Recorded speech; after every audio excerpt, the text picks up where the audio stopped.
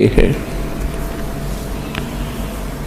जब तक प्राणी को सत्संग नहीं मिलता, ये कोई भी कार्य कर रहा है उसी को उत्तम मानता है। कोई कसाई का काम करता है उसको भी श्रेष्ठ मान रहा है, क्योंकि उसने दादा परदादा यही काम करते देखे।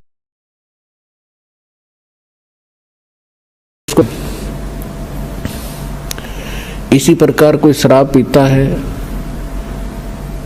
तो शराब पीने वाले को भी बुरा नहीं लगता, क्योंकि उसके साथी सभी उसी कार्य को सहर्ष कर रहे होते हैं। इसी प्रकार कोई चोरी करता है तो चोरों का ग्रुप भी भिन्न ही होता है, तो उनके सब के विचार एक जैसे ही होते हैं, इसलिए उनको वो काम बुरा नहीं लगता। सत्संग में आने से परमात्मा का विधान ज्ञान होता है, परमात्मा के नियमों की जानकारी होती है, और फिर इसको पता चलता है कि जो कार्य मैं कर रहा था वो कहां तक उचित थे। फिर वो त्यागने की चेष्टा करता है और एक दिन उनसे विमुक्त हो जाता है। ठीक इसी प्रकार सत्संग में आने से हमें एक और ज्ञान होता है। हम कौन हैं, कहां से आए हैं, हमारा उद्देश्य क्या है यहाँ रहने का। ये जीने मरने वाला जो सिस्टम है, सिलसिला है, ये है क्या। आज हम कितना अच्छी तरह अपने बच्चों में, अपने रिश्तेदारों में, भाई बहनों के साथ प्यार से रह रहे हैं। इनमें कितना मोह है, इन्हीं के लिए दिन रात हम प्रयत्न करते रहते हैं। सारा दिन कमाते हैं, रात को भी नहीं सो पाते हैं और टाइम भी करते हैं, और फिर पता नहीं हम रहें या ना रहें, हमारे साथ जो बच्चे भाई बहन माता पिता हैं हमारे साथ है, वो कभी भी जा सकते हैं। फिर हम क्या करते हैं, रोते हैं, बिलखते हैं, उनको याद करते हैं। तो ये बहुत बुरी बात है।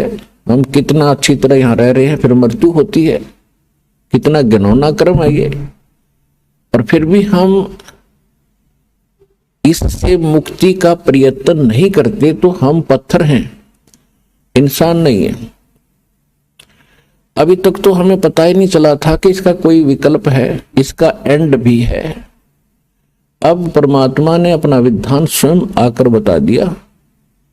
जिसको सूक्ष्म वेद कहते हैं, जिसको तत्व ज्ञान कहते हैं, वो परमात्मा ही बता सकता है। उस परमेश्वर ने स्वयं आकर बता दिया है कि ये लोग ठीक नहीं है, यहां का भगवान ये परमात्मा नहीं है। परमात्मा का अर्थ होता है श्रेष्ठ आत्मा। यहां का जो मालिक है ये परमात्मा नहीं है। परमात्मा उसे कहते हैं जो कभी किसी को दुख ना दे, केवल सुख ही दे। और भगवान कहते हैं जो भोग्य पदार्थ प्रदान करे। तो परमात्मा तो एक ही है। बाकी कसाई भी भगवान होता, अपने बकरों के लिए उनको खूब सुविधा देता है, चारा चराता है, पानी की व्यवस्था करता है, झोंपड़ी सेट डालकर गर्मी सर्दी से बचाता है। वो उनका भगवान है, लेकिन वो परमात्मा नहीं है, वो श्रेष्ठ आत्मा नहीं है। श्रीमद् भगवत गीता अध्याय नंबर 15 के श्लोक 16 और 17 में 3 पुरुष 3 प्रभु बताए। एक सरपुरुष, सरपुरुष ये स्वयं है, यहाँ का जो मालिक है ब्रह्म है, जिसको काल भी कहते हैं, जिसे ज्योत स्वरूपी निरंजन भी कहते हैं, जो 21 ब्रह्मांड का स्वामी है, प्रभु है, मालिक है। और अक्षर पुरुष है, वो 7 संख ब्रह्मांड का स्वामी है। और ये दोनों नासवान हैं, इनके अंतर्गत जितने प्राणी हैं उनकी जन्म और मृत्यु सदा बनी रहेगी। गीता अध्याय नंबर 15 के श्लोक 17 में स्पष्ट किया है कि उत्तम पुरुष है तो अन्य परमात्मा इति उदाहरते है, ये लोकतरम आविश्य विवर्ती अवैश्वर है। इसमें यह स्पष्ट किया है कि उत्तम पुरुष, श्रेष्ठ परमात्मा, श्रेष्ठ प्रभु, वो तो कोई इन दोनों से अन्य है। और परमात्मा इति उदाहरते हैं, जिसको परमात्मा कहते हैं, वो परमात्मा है। वो दुख नहीं देता, वो सुख ही सुख देता है। वो सुख का सागर है। सुख सागर का अर्थ है कि जहां सुख का एंड ना हो, समाप्त ना हो। और वही तीनों लोकों में प्रवेश करके सबका धारण पोषण करता है। तो यहां सतलोक आश्रम बरवाला जिला हिसार के अंदर उस परमात्मा की जानकारी दी जाती है और उसको प्राप्त करने की विधि बताई जाती है। वो परमात्मा, उस परमात्मा की शरण में आने से कबीर भगवान है, वो कबीर परमात्मा है, वो वास्तव में भगवान है, वास्तव में परमात्मा है। और उसकी शरण में आने के उपरांत आपको यहां भी सुख देगा, क्योंकि वो सुख सागर है, वो परमात्मा है, दुख नहीं देता। यदि हम कोई कष्ट उठाते हैं तो अपनी कमजोरी के कारण, मर्यादा भंग करके हम अपना कोई हानि कर लेते हैं। नहीं, परमात्मा की शरण में आने के बाद आपको रोज नए सुख होंगे, आपके सब कष्ट निवारण होंगे और अंत में आपको वो स्थान प्राप्त होगा जहां फिर कभी जन्म मृत्यु नहीं होती। इसको सतलोक कहते हैं, सचखंड कहते हैं। वहां आपकी ऐसे ही परिवार होगा, फिर वो कभी मृत्यु में नहीं आएंगे। वहां विकार नहीं है, राग द्वेष नहीं है, वहां केवल सुख ही सुख है। वहां आप पहले रहते थे, वहां आपको बहुत सुख था। उस सुख को छोड़कर आप गफलत करके यहां आ गए इस गंदे लोक में। अब आपको वो सुख याद आते हैं कि काम ना करूं और सारी वस्तु मिल जाए। सबकी नीति ये है कि काम करना ना पड़े, सारी सुविधाएं उपलब्ध हो, बड़ी कोठी हो, कार हो, घूमन फिरने खूब बाग बगीचे हो, फवारे लगे हो। तो यहां तो वो हो ही नहीं सकता। यहां चाहे पूरी पृथ्वी का राजा बन जा, उसने भी काम करना पड़ेगा। तो ये कहां था? सतलोक के अंदर है। वहां खूब सुविधाएं हैं, कुछ काम नहीं, भरे भंडारे भगवान के। अब जैसे आप यहां आते हो सतलोक आश्रम बरवाला के अंदर, यहां आपको बना बनाया भोजन मिलता है, बिछे बिछाए मैट मिलते हैं, सारी सुविधाएं हैं। आपको काम क्या है? खाओ पियो, अपना भक्ति करो, चर्चा करो परमात्मा की। कितना आनंद से दिन व्यतीत हो जाते हैं। तो इसी प्रकार ये एक रिहर्सल है उस सतलोक की। लेकिन वो जो सुख है वो तो यहां ना दिया जा सकता है और ना बताया जा सकता है। वो तो वहां जाने से ही आपको पता चलेगा। ये एक केवल उसकी थोड़ी सी नकल है। तो वहां जाने के बाद आपकी ना कभी मृत्यु होगी, ना कोई काया कष्ट होगा। इसलिए परमात्मा के चरणों में आकर के आपको एक विशेष ज्ञान होगा कि हम जो काम कर रहे हैं, जो संपत्ति जोड़ने की हम चेष्टा कर रहे हैं, इसमें हम रहेंगे कितने दिन। तो उसके लिए विकल्प है कि परमात्मा के चरणों में लगो, भक्ति करो। बुराइयों से दूर होना पड़ेगा आपको। तम्बाकू, कोई भी नशीली वस्तु है, सब त्यागनी पड़ेंगी। और चोरी, जारी, ठगी, रिश्वतखोरी, ये भूल कर भी नहीं करना, क्योंकि इसका अकाउंट परमात्मा के दरबार में अलग से रहता है। सत्संग में बताया जाता है, मानुष जन्म पाय कर जो नहीं रटे हरि नाम, जैसे कुआं जल बिना बनवाया क्या काम। मानुष जन्म दुर्लभ है, ये मिले न बारंबार। तरवर से पत्ता टूट गिरे, वो बोर न लगता डर। साथी हमारे चले गए, हम भी चालन हार। कोई कागज में बाकी रह रही, तात लगी है वार। पृथ्वी पति चकवे गए, जिनके चक्र चलंत। रावण सरीखे कौन गिने, ऐसे गए अनंत।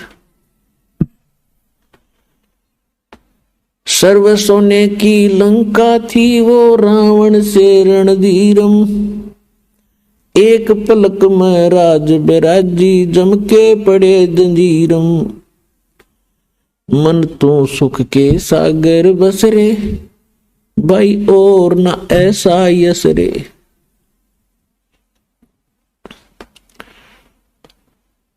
तो याद दिला जाता है कि बोले मानो, ये मनुष्य जीवन ऐसे नहीं प्राप्त होता जैसा आपने सस्ता सा समझ रखा है। ना जाने कितने अन्य प्राणियों के जन्मों को भोग गए, महाकष्ट उठा के एक सु अवसर प्राप्त होता मानव का।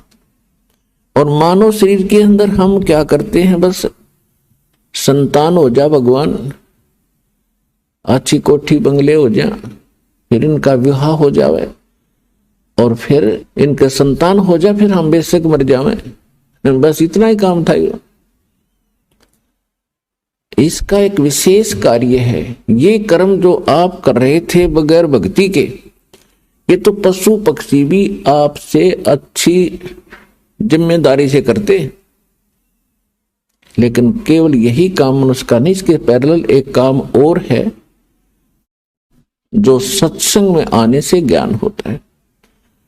अपने आत्माओं जैसे ये नकली संत भी सत्संग करते हैं, मिलता जुलता ज्ञान भी लगभग बता देते हैं कि भक्ति करो नहीं तो दुख हो जाएगा, लेकिन उनके पास समाधान नहीं है। तो वो सत्संग सुनना या ना सुनना बराबर है। अब जैसे किसी ने बता दिया कि आपको ये बीमारी है, आपको भी पता लग गया, बताने वाले ने बता दिया, तो समाधान उसके पास है नहीं, तो क्या यूज हुआ ये बताने का कि आपको ये रोग है। तो जो डॉक्टर होगा वो बीमारी भी बताओगा, उपचार भी करेगा। तो आज तक या तो स्वयं परमात्मा आए थे जो कंप्लीट कोर्स लिए थे, और उन्होंने कुछ महापुरुषों को ये ज्ञान भी दिया था, नाम भी दिया था, समाधान भी दिया था, लेकिन उन महापुरुषों को मना कर दिया था कि अभी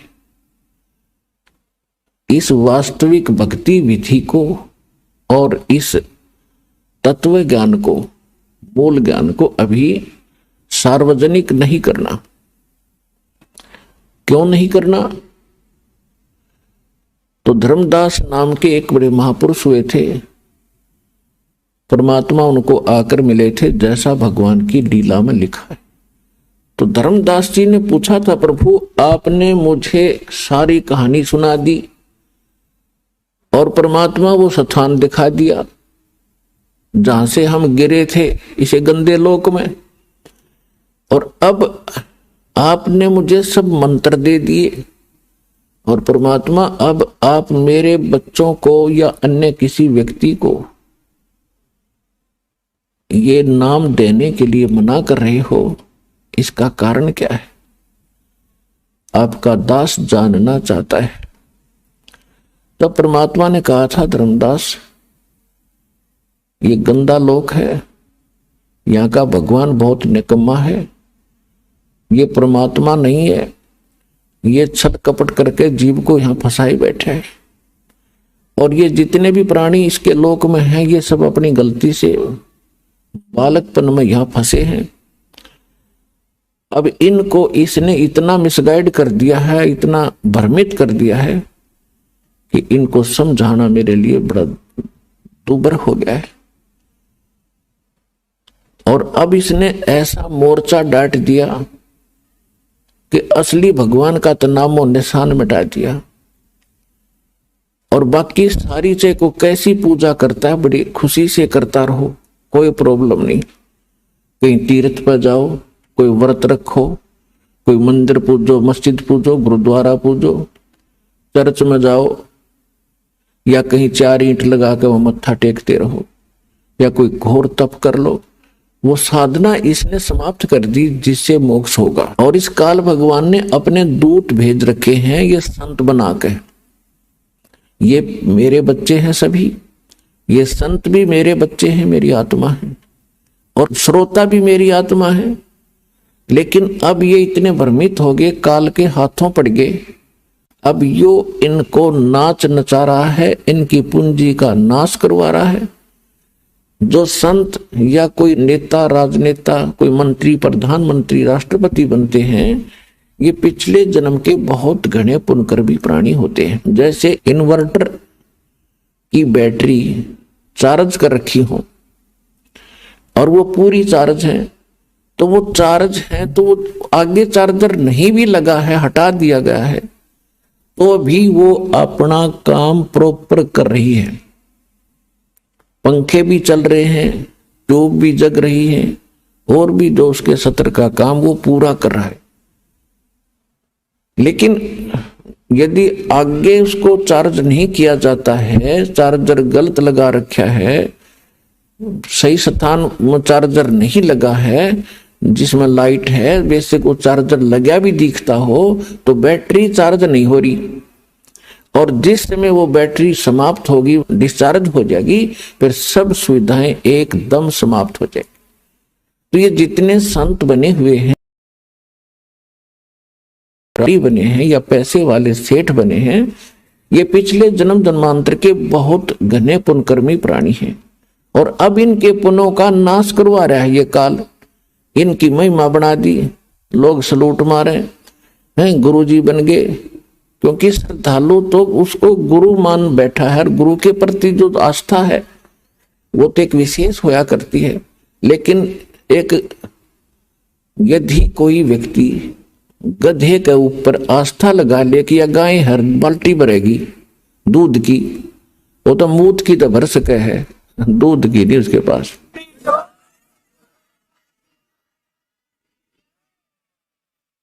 तो जितने भी ये नकली संत इस तत्व ज्ञान से परिचित नहीं है, इनको सभी संत मान करके इस आशा में बैठे हैं ये पार करेंगे। ये आप तो हो जाइए पार, थारी तो बात बहुत दूर की है। पार होंगे मूल मंत्र से, मूल मंत्र से पार होंगे और देने वाला मूल मंत्रों का अधिकारी हो तब पार होंगे। तो इस प्रकार परमात्मा बता रहे हैं धर्मदास जी को कि जिस समय ये भोली आत्मा यहां फंस गई इस काल के जाल में, आगे इसके साथ में, क्योंकि जब ये यहां आए तुम सभी भक्ति युक्त थे, तुम्हारे पास घना धन था भक्ति का, और आप उस भक्ति धन को लेकर इस ठग के साथ आगे, इस ब्रह्म के साथ, सरपुरुष के साथ, इस पर तुम आसक्त हो गए। ये सृष्टि रचना में आपको बहुत बार सुनाया है। अपने पिता से तुम विमुख हुए, भगवान के हृदय से उतर गए और जिस कारण से आप यहां आ गए। इसने क्या छल किया आपके साथ, पहले आपको रखा ऊपर स्वर्ग में, पहले ब्रह्मलोक में रखा। ये ब्रह्मलोक क्या है, एक रेस्टोरेंट है, एक ये होटल है और ये उसका मालिक है। इसने वहां अपने एजेंट छोड़ रखे हैं और उसका कमीशन रखा हुआ है और जितने पुण्य हैं वो सब सुविधा ये देता है, लेकिन उसके व्यक्ति विशेष के, उस आत्मा के पुण्यों से ही वो सब कुछ वहां खाता, भक्ति धन से। और जब भक्ति धन इसका समाप्त हो जाता है तो उसको पृथ्वी पर पटक देता है यहां। और फिर इसने परमात्मा का दिया हुआ ज्ञान वेद इनकम्प्लीट दे दिया। परमेश्वर ने इस ब्रह्म को कंप्लीट स्पिरिचुअल नॉलेज दिया था ताकि मेरे बच्चों को ये सारा ज्ञान बता दे, ये भक्ति करके फिर आ जाऊं वापस। इसने जब ये परमात्मा का ज्ञान प्राप्त हुआ, इसको परमात्मा ने, कबीर परमेश्वर जी ने इस काल भगवान के अंतःकरण में, इसकी आत्मा में ये कंप्लीट स्पिरिचुअल नॉलेज डाल दिया था, जिसको तत्व ज्ञान कहते हैं। और समय आने पर ये जब बाहर आया, वो स्पिरिचुअल नॉलेज यानी वेद, कंप्लीट वेद, पूर्ण वेद, ये एक ही ज्ञान था। फिर इसने क्या किया कि उसमें से वो पोर्शन निकाल दिया जो परमात्मा की सीधी जानकारी थी, और वो मंत्र इसने नष्ट कर दिए। इसने केवल ये 4 वेद रख लिए, जिसमें महिमा तो परमात्मा की कंप्लीट है, लेकिन वे ऑफ वर्शिप, परमात्मा की पूजा का जो मार्ग है वो केवल ब्रह्म तक का है। ओम नाम का जाप लिखा है यजुर्वेद अध्याय नंबर 40 के मंत्र 15 में। वायु अनिलम अमृतम भस्मांतम शरीरम अथितम भस्मांतम शरीरम ओम कर्तु समर किलबे समर और कर्तुम समर। ओम नाम का जाप काम करते करते सेवन करो, विशेष श्रद्धा के साथ सेवन करो, मनुष्य जीवन का मूल कर्तव्य जानकर इस नाम का जाप करो। फिर 40वें अध्याय के 17वें श्लोक में बताया गया है कि वो परमात्मा, जो पूर्ण परमात्मा, वो तो गुप्त है, उसकी जानकारी ये नहीं रखता, क्योंकि ये बताना नहीं चाहता। और ये वेद ज्ञान फिर ये बता रहा है कि मेरा ओम नाम है और इसकी भक्ति करो। यही ज्ञान चारों वेदों वाला निष्कर्ष श्रीमद् भगवत गीता के अंदर ज्ञान है। 8वें अध्याय के 13वें श्लोक में इसमें भी स्पष्ट किया है कि ओम इति एकाक्षरम ब्रह्म व्यवहारण माम अनुसमरण ये प्रयाति तजन देहम सयाति परमाम गतिम। मुझ ब्रह्म का केवल एक ओम मंत्र है, उच्चारण करके सिमरण करता हुआ जो शरीर छोड़कर जाता है, ओम से मिलने वाली जो गति है वो परम गति इससे हो जाएगी। वो क्या है? ओम नाम का जाप ब्रह्म का है, ब्रह्म के पुजारी ब्रह्म लोक में जाते हैं। 8वें अध्याय के 16वें श्लोक में स्पष्ट किया है कि ब्रह्म लोक में गए हुए प्राणी भी फिर जन्म मृत्यु मारते हैं। इसलिए गीता ज्ञानदाता ने 18वें अध्याय के 62वें श्लोक में कहा है कि अर्जुन तू सर्वभाव से उस परमेश्वर की शरण में जा, उसकी कृपा से तू परम शांति को और सनातन परम धाम को प्राप्त होगा। यजुर्वेद अध्याय नंबर 5 के मंत्र 32 में उसमें स्पष्ट किया है कि उसी कसी, मूल संस्कृत है, उसी कसी कबीर अंगारी असी बंभारी असी शबर ज्योति रतधामासी। कबीर उसी कसी का अर्थ है जो पूर्ण शांतिदायक है, जो परम शांति देने वाला है।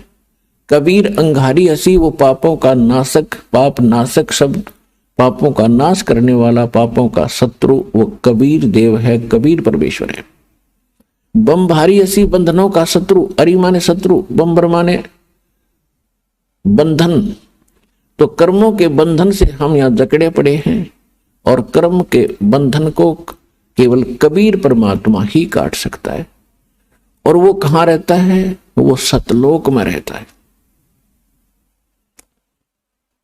अब गीता अध्याय नंबर 15 के श्लोक 17 में जो स्पष्ट किया है कि वो गीता ज्ञानदाता जो कह रहा है 18वें अध्याय के 62वें श्लोक में कि उसकी शरण में जा, उस परमेश्वर की शरण में जा, उसकी कृपा से तू परम शांति को, सनातन परम धाम को प्राप्त होगा।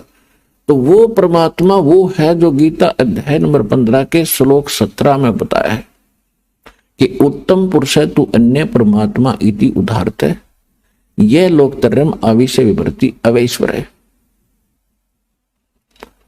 गीता अध्याय नंबर 7 के श्लोक 29 में गीता ज्ञानदाता कह रहा है अर्जुन को कि जो मेरे ज्ञान को आश्रय कर लेगा, वो क्या बताना चाहता है? चौथे अध्याय के गीता में 32 और 34 श्लोक का निष्कर्ष है कि परमात्मा स्वयं आकर के विस्तार के साथ यज्ञों यानी धार्मिक अनुष्ठानों की जानकारी स्वयं देते हैं और उसको तत्व ज्ञान कहते हैं। वो अपने मुख कमल से बोलते हैं।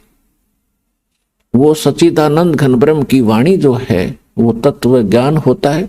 चौथे अध्याय के 34वें श्लोक में ये स्पष्ट करता है कि मैं उससे परिचित नहीं हूं। उसके लिए तो तत्वदर्शी संतों की खोज कर और उनको दंडवत प्रणाम करने से, कपट छोड़कर उनकी सेवा करने से वो तत्वदर्शी संत तुझे उस तत्व ज्ञान का उपदेश करेंगे। और 7वें अध्याय के 29वें श्लोक में अब ये कह रहा है कि मेरे इस ज्ञान को जो धारण कर लेगा, स्वीकार कर लेगा, इसके आधार से जो मेरे ज्ञान को आश्रय कर लेता है तो फिर उसको तत्वदर्शी संत मिल जाते हैं खोज करने पर। तो वो व्यक्ति जरा और मरण से, जरा मीन वृद्ध अवस्था का दुख और मरण माने मृत्यु के कष्ट से छूटने का ही प्रयत्न करते हैं। जिनको तत्व ज्ञान हो जाता है, तत्वदर्शी संत मिल जाते हैं, फिर उनकी आस्था इस गंदे लोक से हट जाती है। यहाँ की इच्छाओं से वो मन हटा लेता है और वो फिर क्या करता है, वो जरा और मरण से छूटने के लिए ही प्रयत्न करते हैं। तो वो क्यों करते हैं? क्योंकि वे संपूर्ण अध्यात्म से और सभी कर्मों से और उस तत्व ब्रह्म से परिचित हो जाते हैं। तत्व ब्रह्म, ब्रह्म माने भगवान, लेकिन ये जो ब्रह्म है यहाँ का ये सर्व ब्रह्म है, सर्व पुरुष है और वो परम अक्षर ब्रह्म है, वो अविनाशी परमात्मा है। तो अर्जुन ने गीता अध्याय नंबर 1 में प्रश्न किया, 8वें अध्याय के 1 में प्रश्न किया मंत्र में कि किम तत्ब्रह्म और किम अध्यात्म किम कर्म पुरुषोत्तम। वो तत्ब्रह्म क्या है जिसको जानने के बाद व्यक्ति यहाँ की कोई इच्छा नहीं रखता और केवल जरा और मरण से छूटने का ही प्रयत्न करता है। वो किम तत्ब्रह्म, वो तत्ब्रह्म क्या है और क्या कर्म है और अध्यात्म किसे कहते हैं। गीता ज्ञानदाता ने 8वें अध्याय के 3रे श्लोक में कहा कि वो परम अक्षर ब्रह्म है। वो परम अक्षर ब्रह्म है, ये स्वयं ब्रह्म है और वो परम अक्षर ब्रह्म है, उसको सच्चिदानंद घन ब्रह्म भी कहते हैं। तो इस प्रकार हमें ज्ञान हुआ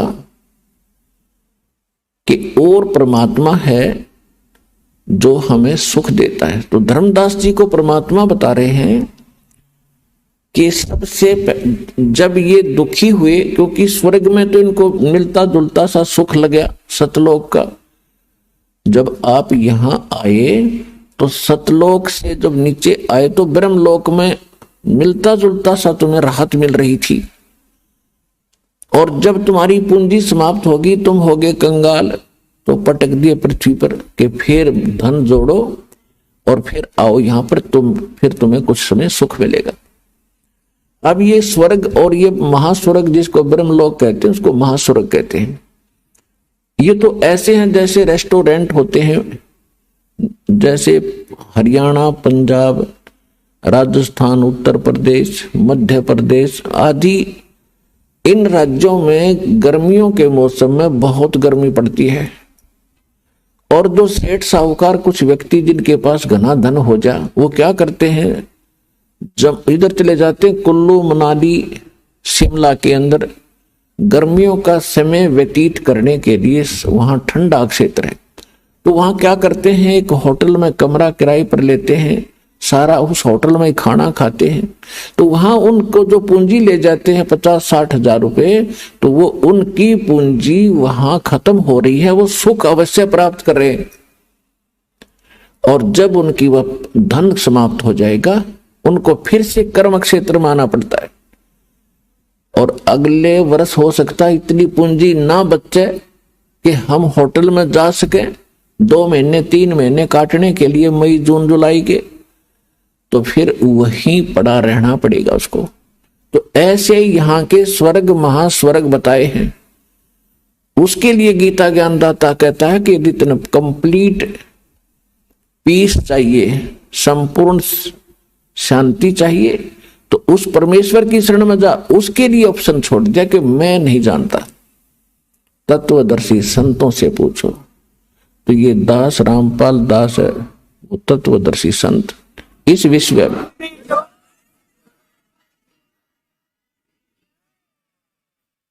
इसको बड़ाई ना समझना, सच्चाई समझना,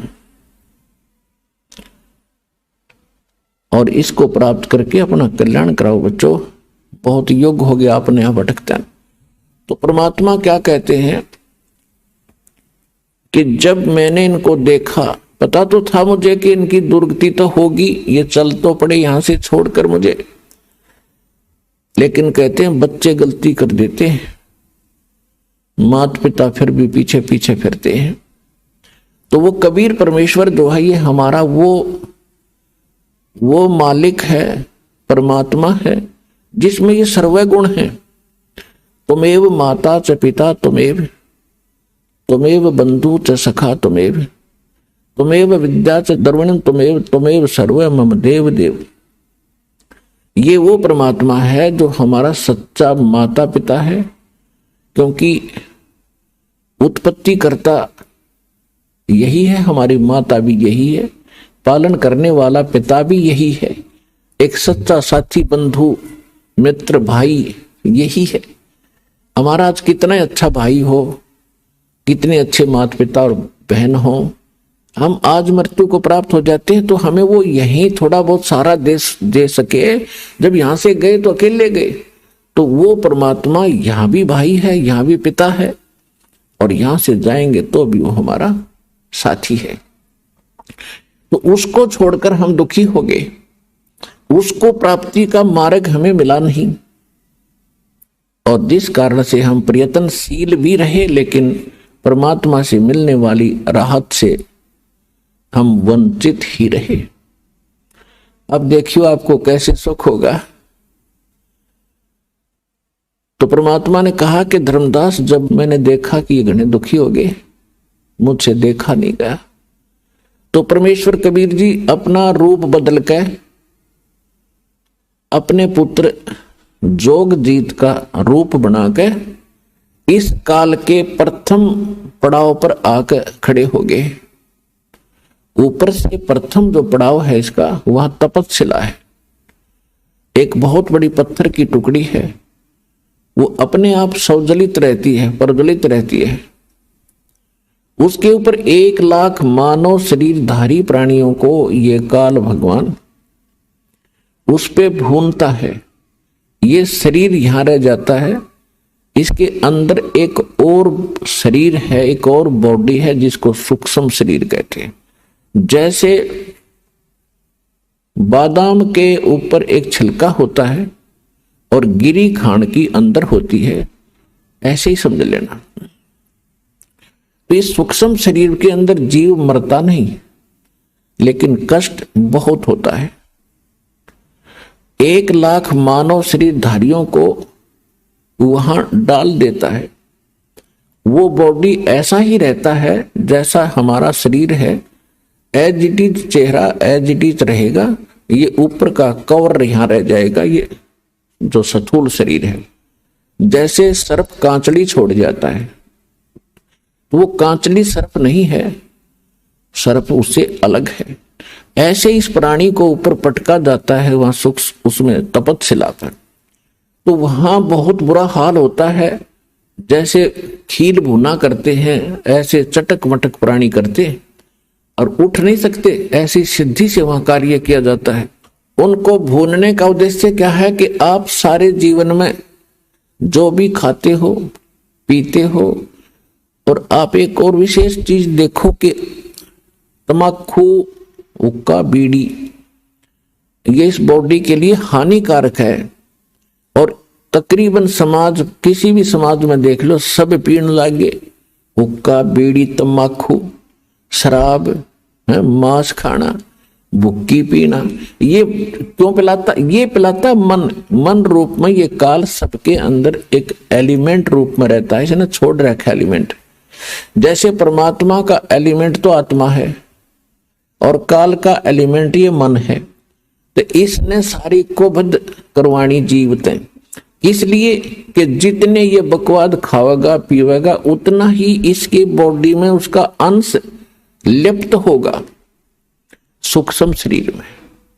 तो उसके बाद फिर वो जो का त्यों ऊपर जाकर जब उसको भूना जाता है, जिसने घना हुक्का पी रखा है, घनी शराब पी रखी है, वो देर तक वहां भूना जाता है कि उसमें अच्छा माल होता है इस काल का। तो वहां सबको इसलिए डाला जाता है कि जो सारे जीवन में इसने जो खाया पिया, कुछ तो बॉडी शरीर सुख स्थूल शरीर इससे ठीक रहा, शेष उसके अंदर जम जाता है और वो इतने गर्मी के बिना छूटता नहीं। वहां इनको तड़फाया जाता है, हाहाकार मच जाती है, अचेत हो जाते हैं कुछ देर के बाद, और फिर उसका समय निर्धारित है, उसके बाद उनको वहां से उठा दिया जाता है और वो जो गंध है उसका सारा नीचे चला जाता है अलग से उसके पात्र में। और ये प्राणी अपने आकर के फिर धर्मराज के दरबार में आते हैं,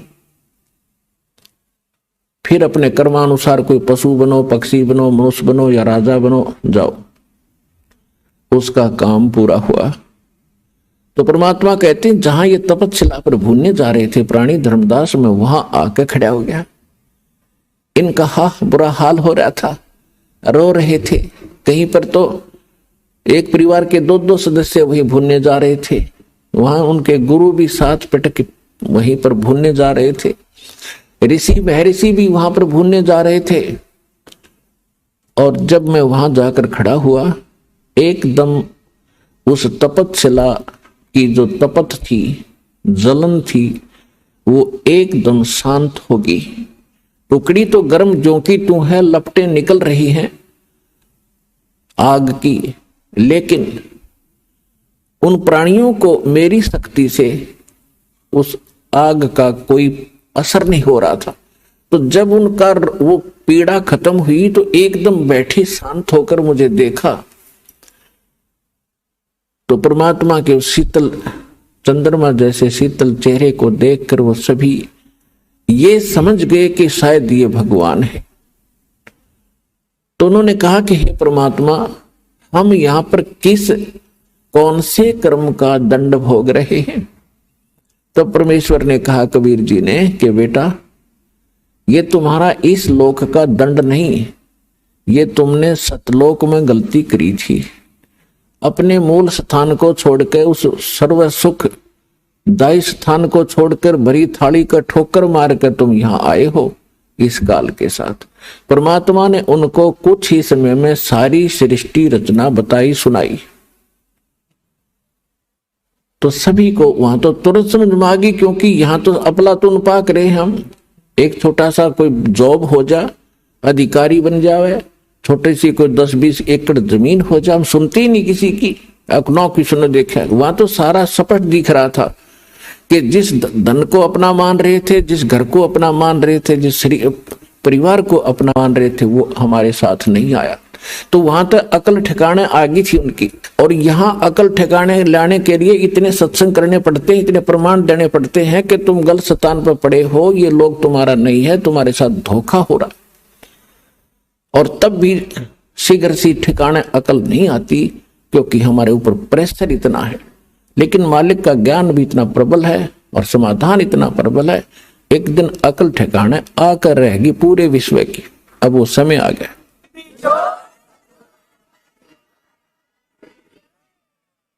तो सभी ने करबद्ध होकर कहा, परमात्मा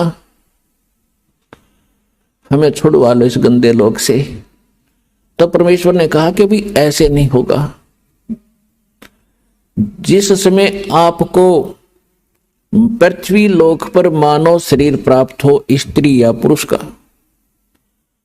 और वहां मेरा कोई भूला भटका कोई संत तुझे मिल जा, मेरे इस ज्ञान को बताने वाला जो मैं तुम्हें बता रहा हूं, ये याद रखना, उसकी शरण में चले जाना। वो जो विधि बताओगा भक्ति की, वो भक्ति करना बेटा, फिर तुम्हें वहां भी सुखी करूंगा और फिर तुम इस तपस्या पर नहीं आओगे, बाईपास ले जाऊंगा, तुम वो भक्ति करना। तो वहां तो सभी हां भर रहे थे कि कान पकड़ते हैं भगवान, आज के बाद इस काल का नाम नहीं जाप करेंगे, हम इसने याद भी नहीं करेंगे, हम आपकी भक्ति करेंगे। हमने तो भगवान जान के और इस काल की पूजा की दाता। आज अकल खुली हमारी, और अब के मनुष्य जीवन मिलेगा तो हम वही भक्ति करेंगे जिससे आपकी प्राप्ति हो। तो परमात्मा ने कहा भाई ठीक है, याद रखना इस बात को बच्चों, भूलना नहीं। और तुम वहां ऋषि बैठे थे, जो गुरु बैठे थे, वो निराकार बताया करते थे ब्रह्म को। परमात्मा ने कहा कि ए मुनि जी, तुम कैसा मानते थे परमात्मा को?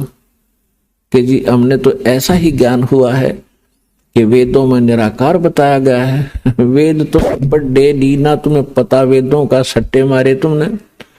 वेद तो साकार बताते हैं, तुम्हारा अनुभव निराकार बताता है कि खोजत खोजत थक गए, अंत कहा बेचून।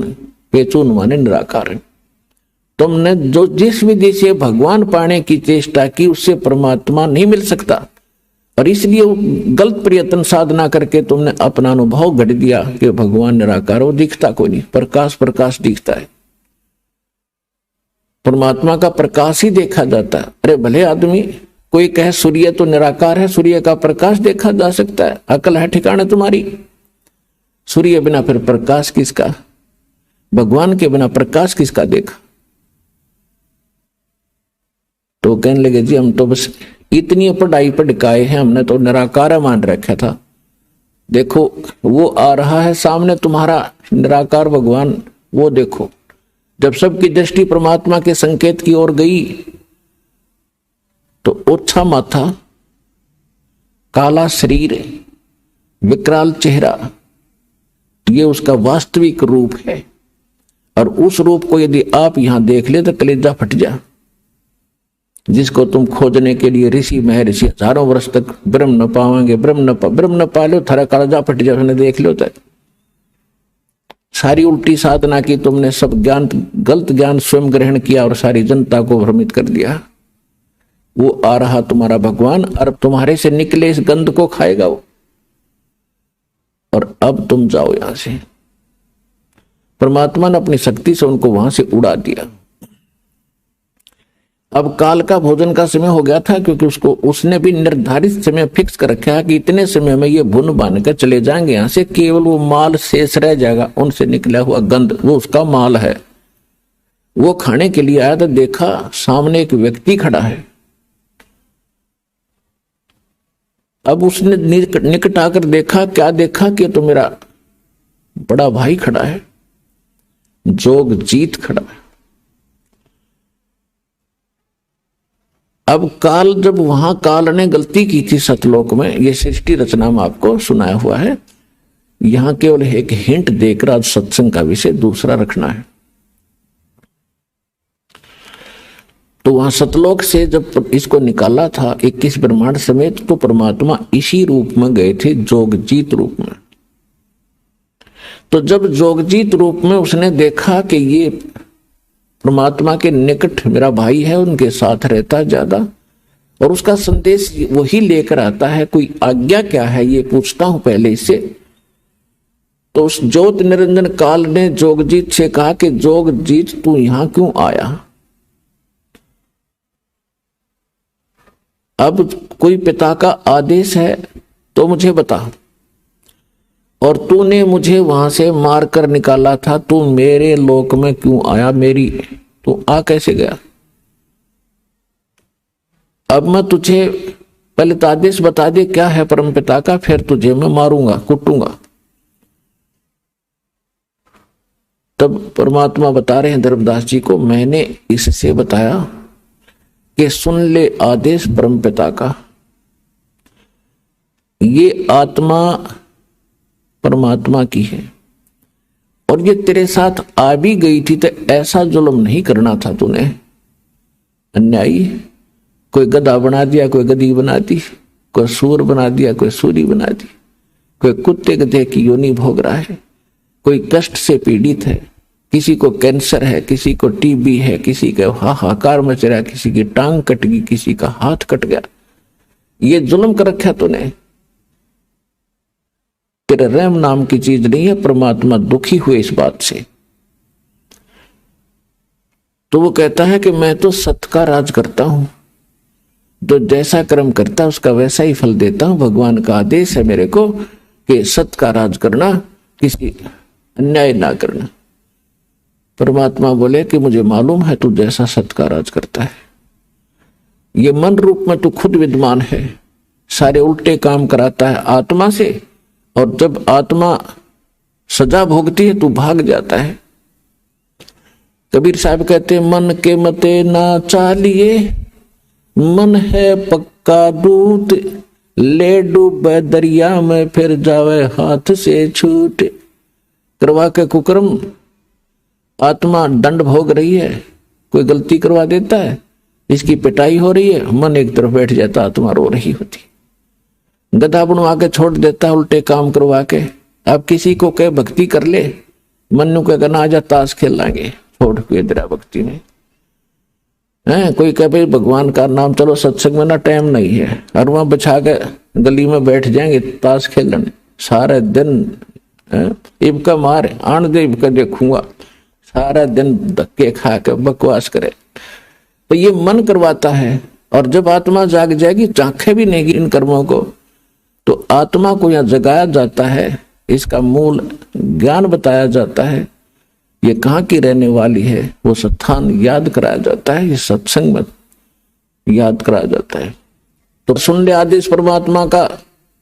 जोग जीत रूप में भगवान कह रहे हैं कि मैं नीचे जाऊंगा, सभी तेरे ब्रह्मांड सब लोक में जाऊंगा, नीचे के स्वर्ग लोकों में, ब्रह्मा विष्णु महेश की नगरी में, और पृथ्वी लोक पाताल लोक पर जाऊंगा। सब जीवों को बताऊंगा कि ये भगवान नहीं है जिसको तुम परमात्मा मान बैठे हो, ये वो परमात्मा नहीं है। और वो ज्ञान बताऊंगा, उस भगवान के चिन्ह बताऊंगा जिसका तूने नामो निशान मिटा दिया। मैं इसलिए आया हूं, आदेश है परमात्मा का। नीचे जाऊंगा, तेरी पोल खोलूंगा, तेरा भांडा फोड़ूंगा कि तू काल है, तेने जुल्म कर रखा है, इनके साथ सारी उल्ट साधना करवा के इनकी दुर्गति कर दी है, और ऐसा मंत्र दूंगा उनको कि वो जाप करके सीधे सतलोक आ जाएंगे, तेरे झंझट से छूटे। तब कहते हैं ये सुनकर काल इतना भयंकर हो गया धर्मदास कि मुझे मारने के लिए चढ़ा कि तेरे को अभी खत्म कर दूंगा, तो मेरी खेती उजाड़ेगा, मेरा बाग उजाड़ेगा।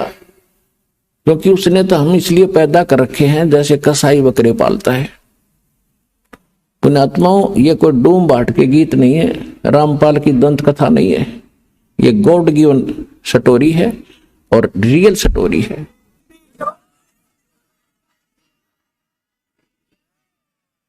क्योंकि हमने अपने गलत ज्ञान सुन रखा है, वो अटपट अच्छे लगे। रामकृष्ण की कहानी, सुदामा वाली, वैसी इतनी भक्ति थी क्या? ये क्या यही कहानी थी? ये है वो परमात्मा की सत्यनारायण कथा जो दास साहब को सुना रहा है। तो आपको इसलिए पाल रखा है, धर्मदास जी को बता रहे परमात्मा के जैसे कसाई बकरे पालता है, और उन बकरों की बुद्धि इतनी ही काम करती है कि ये बहुत अच्छा आदमी है जो हमारा मालिक है। कैसे अच्छा आदमी है कि इसने बहुत बढ़िया हमारे लिए इस चरागाह बनवा रखे हैं जहां हम चरते हैं, एक सरोवर तालाब बना रखा है जहां हम पानी पीते हैं, फिर एक झोंपड़ी डाल रखी है, शेड डाल रखा है जहां हम गर्मी सर्दी से बचने के लिए उसके नीचे बैठ जाते हैं। और ये मालिक आता जब हमें बड़ा संभालता है, हमारे ऊपर हाथ फेरता है। तो यहां परमात्मा कहते हैं धर्मदास जी को कि आप जब ये सुविधाएं देखते हो यहाँ की कि कितना सुंदर बाग बगीचे, कैसे झरने बह रहे हैं, कितना नीचे शीतल जल निकल रहा है, मीठा जल, और बड़ी हवा चल रही है, बड़ी पृथ्वी दे रखी है, इस पर बड़े पदार्थ दे रखे हैं, इनको देखकर तो ऐसा लगता है कि गणा बढ़िया भगवान है, बहुत अच्छा स्वामी, कितनी सुविधा हमारी कर रखी है। और जब ये कुंबा घाणी करता है, कितने दुर्घटना में परिवार के परिवार नाश हो जाते हैं, भूकंप आ जाता, पूरा क्षेत्र तहस नहस हो जाता है। तो उस समय इसकी दयालुता पर हमारे दिमाग नहीं जाता कि अब ये क्या हो रहा है। परमात्मा ने बताया कि जैसे कसाई जो बकरों को ये सुविधाएं देता है तो उनको ऐसा लगता है कि बहुत बड़ी आदमी, और जब वो उनके पास आता है तो उससे प्यार करते हैं वो कि हमारा नेक मालिक आ गया, और उसके पंजाड़ी ऊपर ने पैर उठा कर सीने से लगते हैं, उसको चाटते हैं उसके हाथों को। जब उनको वो छूता है वो तो देख रहा है कि इसमें मांस कितना हो गया, कितने किलो का बिकेगा, और वो बकरा चाटता है प्यार में कि मेरा मालिक मालिक बहुत बढ़िया है।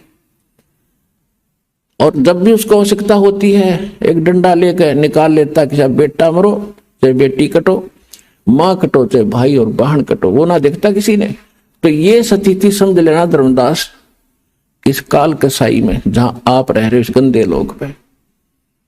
लेकिन आपको कोई ये ज्ञान बताने वाला था नहीं, और परमात्मा बताने के लिए आए तो हम सुनने को तैयार नहीं थे, क्योंकि हमारे धर्म गुरुओं ने हमें मिसगाइड गढ़ा कर दिया कि कबीर जो है ये अशिक्षित है, ये क्या जाने धर्म ग्रंथों के बारे में, संस्कृत इसको आती नहीं। और हमारे धर्म गुरु संस्कृत नहीं बोला करते, हम उनके ऊपर कुर्बान थे कि ये विद्वान है, सचमुच कबीर तो एक धानक है, जुलाहा है, अशिक्षित है, ये क्या जाने वेदों और सदग्रंथ के बारे में।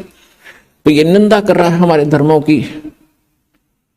और परमात्मा सच्ची बताया करते थे, वही ज्ञान जो आज दास बता रहा है यही परमात्मा स्वयं बताया करते थे। उस समय हमने स्वीकार नहीं किया क्योंकि हम अशिक्षित थे।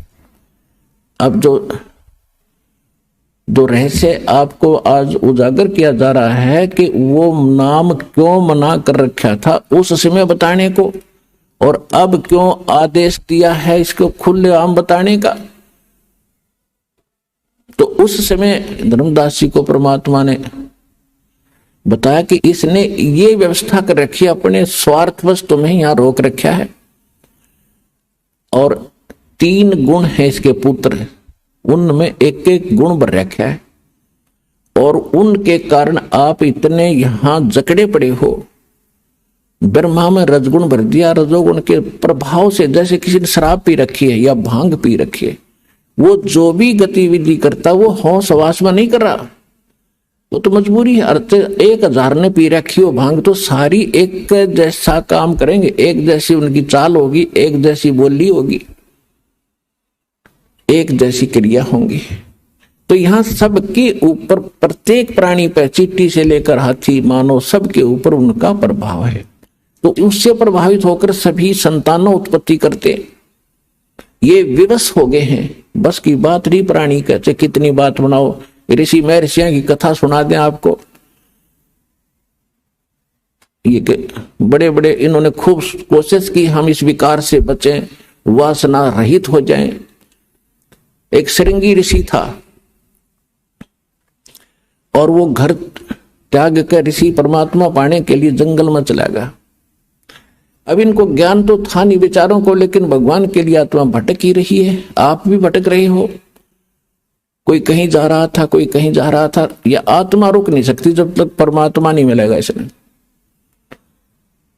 तो श्रृंगी ऋषि ब्राह्मण घर त्याग कर जंगल में बाल ब्रह्मचारी रहे, और ये पहले यही क्रिया करने की चेष्टा करते थे कि पहले हम निर्विकार हों तो तब भक्ति बनेगी। इनकी यह सोच थी। तो जिस साधना से वो निर्विकार होने की कोशिश कर रहे थे वो साधना भी निर्विकार नहीं हो सकते। तो उन्होंने क्या किया कि भी अन्न अधिक नहीं खाना चाहिए, ज्यादा अन्न खाने से वासना जागती है, चटपटे भोजन खाने से। तो उसने अभ्यास करते करते इतना अल्प आहार करने का अभ्यस्त हो गया, लास्ट में एक दिन में वृक्ष के तरफ मुंह करके बैठ जाता, भक्ति करता था। साधना जैसा उसने डले ढोण का पता था, और सारा दिन में एक बार वृक्ष की छाल पर जीभ मारता था। बस अंत में इतना अल्प आहार हो गया था उसका, और जिस कारण से वो आसपास के क्षेत्र में घना प्रसिद्ध हो गया कि भाई इस महात्मा देखा नहीं, सारा दिन भक्ति करता है, समाधिस्थ रहता है, आंखें भी नहीं खोलता, सारा दिन में एक बार वर्ष के जिह्वा लगाता है, बस उसी से तृप्त हो जाता। अयोध्या नगरी के आसपास जंगल में वो बैठा था, तो वहां सब जगह ये बातें फैली। तो अयोध्या के राजा दशरथ की लड़की थी और उसको भी पता चला श्री रामचंद्र से पहले, रामचंद्र अर्थात जब तक पैदा भी ना हुए थे, तो लड़की को पता चला, तो अपने पिता की आज्ञा लेकर संत के दर्शनार्थ वो भी चली गई अपनी सहेली नौकरानियों के साथ। तो वहां जाकर देखा उसने कि साधु बड़ा महापुरुष है, और यदि ये आंखें खोल ले, इसको घर ले आए हम और इसके वचन सुने, सेवा करें, कुछ अच्छी हमारी किस्मत बनेगी। तो इस उद्देश्य से उसने अन्य किसी महापुरुषों से, उनके साथ जो साधु संत रहते थे, ब्राह्मण गुरु होते थे, उनसे पूछा ये आंखें कैसे खोले। तो किसी वैद्य ने बता दिया कि आप जहां ये जीवा लगाता है श्रृंगी ऋषि, उस वृक्ष की उस स्थान पर थोड़ा सा शहद लगा दो। उस लड़की ने आज्ञा दे दी, उसके नौकरों ने वहां पर शहद ला दिया उस स्थान पर।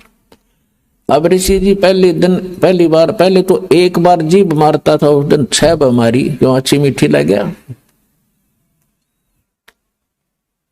और अगले दिन फिर ऐसे कर दिया। तीसरे दिन ऋषि जी की, श्रृंगी ऋषि की आंख खुल गई और फिर उससे प्रार्थना की कि हमारे घर चलो। ऋषि जी ने घर जाने से तो मना कर दिया, लेकिन वहां लड़की डेली वहां सेवा करने जान लाएगी। अंत में उस राजा दशरथ की लड़की ने ब्याह कर लिया उस ऋषि जी ने। चला था भगवान पाने के लिए और फिर फंस गया उसी दलदल में। तो परमात्मा कहते हैं जो ये वासना है, रजगुण का जो प्रभाव है, ये इतने विवश है, ये प्राणी, ये जीव के बस का नहीं है। इसका तरीका बताया है परमात्मा ने। तुम डले ढूंढ जाओ, जंगल में जाओ। कबीर साहब कहते मन के मारे बन गए और बन तज बस्ती माही, कहे कबीर क्या करूं ये मन तो माने नाही। एक किसान था, उसने कोई ज्ञान सुन लिया किसी संत से, इतना प्रेरित हो गया, उसका 2 बालक थे छोटे छोटे, उन छोड़कर और चल पड़ा परमात्मा पाने के लिए। उस संत के आश्रम में रहने लग गया। अब वो संत के आश्रम में रहा करता था और वहां जाने के बाद कुछ दिन तो, क्योंकि आत्मा भगवान के लिए भटकती ही रहेगी, ये इसके बस की बात नहीं। और वो इतने चंट होते हैं, वो जो साधु संत होते हैं डेरे वाले, उनको ये पता है कि अब तो यू आ गया तरारे से, मैं कुछ दिन में इसका बालक भी याद आएंगे। तो इनको एक ऐब लगा देते हैं सुल्फे का या भांग पीने का, कि इन्हें पीकर पड़ा रहा मेरे पास। तो ऐसा ही उसने 7-8 वर्ष काट दिए। 7-8 वर्ष वहां रहा। तो एक दिन वो भिक्षा लेने के लिए नगरी में गया। उसने आवाज लगाई, माई भिक्षा दो। तो वो माई क्या था, उसके 2 बच्चे छोटे छोटे उसके दामन को पकड़े हुए, और वो भिक्षा लेकर आई। वह तो भिक्षा डालकर चली गई।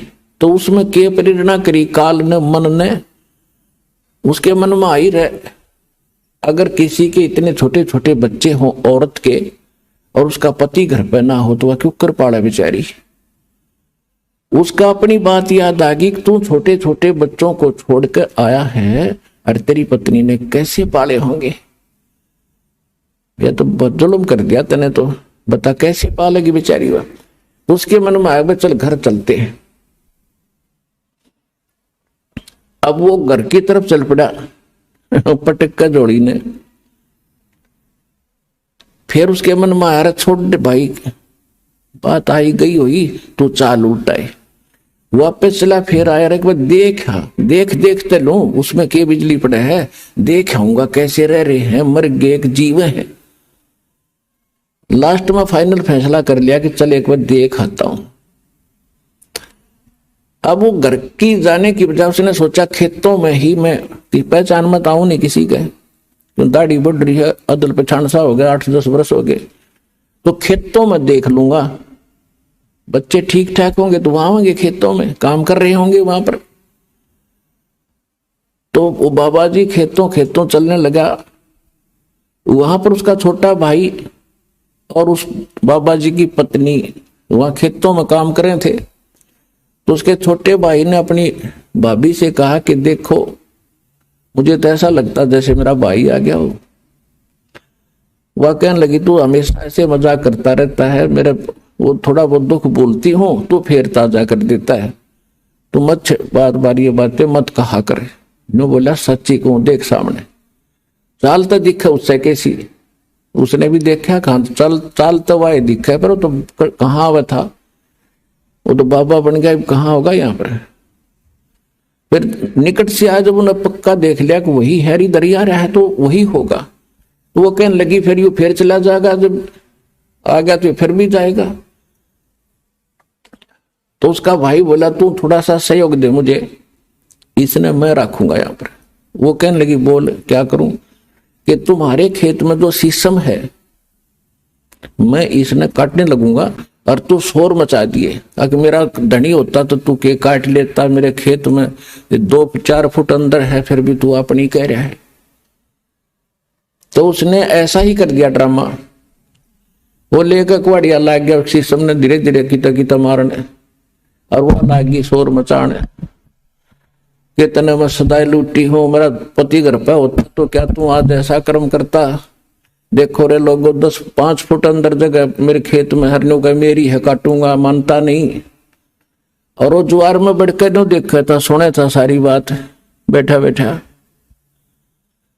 जुआर रोती देखी जब लकड़ आया ने बोला रे एकली नहीं है, मैं भी आ गया हूं।